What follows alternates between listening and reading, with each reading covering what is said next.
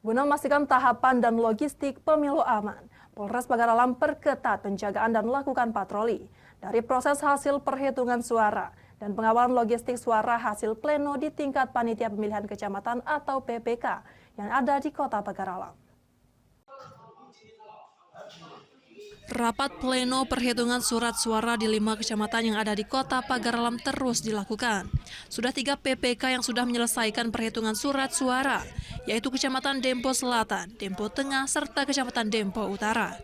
Untuk memastikan tahapan pemilu secara logistik aman, petugas dari Polsek maupun Polres memperketat keamanan. Pengawalan dilakukan untuk memastikan keamanan dan keutuhan kotak suara hasil pleno PPK menuju gudang logistik KPU maupun di kantor Komisi Pemilihan Umum. Kita laksanakan penebalan dengan membuat 3 shift penjagaan yang secara bergantian, di mana dilaksanakan pengamanan oleh pihak Polsek dan dipertebal oleh dari Polres Pagaralam.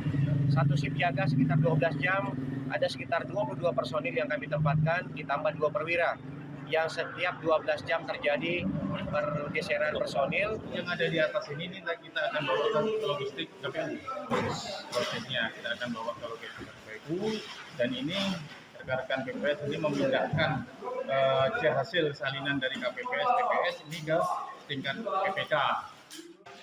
Selain melakukan patroli dan pengetatan penjagaan, Kapolres Pagaralam juga menghimbau kepada caleg agar mengikuti proses hasil pemilu sesuai tahapan, sehingga tercipta pemilu yang aman dan damai di Kota Pagaralam.